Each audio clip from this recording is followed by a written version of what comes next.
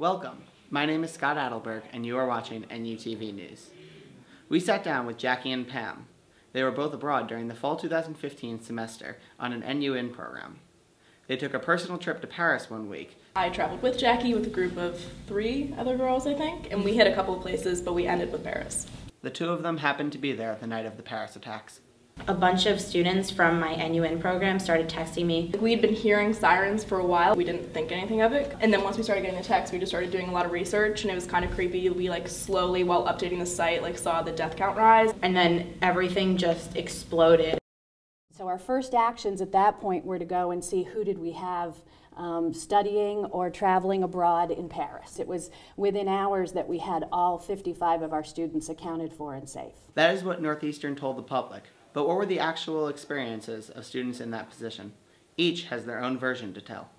Northeastern never reached out to us, nor did they reach out to our parents to notify them how they were taking care of the situation. We figured out who was in Paris, and we reached out to them by every means possible, by their email address, by telephone, by text messages, by Facebook, by everything of social media individually to get a hold of them. We didn't reach out to parents other than the way that the university reached out to the entire community. And it wasn't until later that we even had any kind of contact with them, and usually it was us reaching out to them, telling them that we were okay, rather than them reaching out to us and giving us any kind of information. And it was more for emotional support. Yeah, it was more it wasn't for this? direction on what to do in the situation. It was for counseling after the fact, after we got home. Yeah, or it was how are you feeling about this? Do you want to talk about it? And I was like, no, I just want to go home. For those students who had gone on side trips from anything, if they hadn't registered that with us, then we didn't know they were there.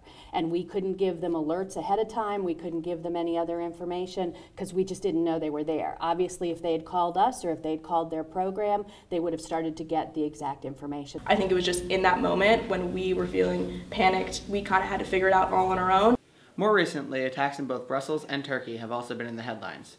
Northeastern has followed similar protocol, regardless of student opinion on the matter. Our students, before they go away, they have an orientation and a pre-departure orientation that explains to them the registry, the My Travel Plans, and the app so that they have that information. So we had 5 students in Brussels that were originally identified, and we got to them immediately and got support for them. I feel like there should be an emergency email sent out if there is ever an emergency, and guiding the student on what to do in that situation, because honestly it can make you panic in the moment, and that's really not good. Madeline also told us that there were 3 students on co-op in Turkey. Each of them decided independently to come back and continue their co-op elsewhere.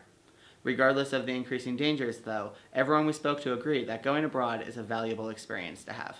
It gives you that opportunity to learn about that culture firsthand, and to really truly be good citizens, good global citizens who are going to change the world. You can't change the world if you don't learn about the world. You're going to learn so much. You're going to really get a sense of self, really grow as a person. That's just going to come naturally. The experience and knowledge gained studying abroad is priceless. If we can get the message out that by registering your travel, we make sure that all of our students have the best opportunity to have the best and most robust experience for learning, and we can help them stay safe and secure while they're doing it. For NUTV News, my name is Scott Adelberg. Thank you for watching.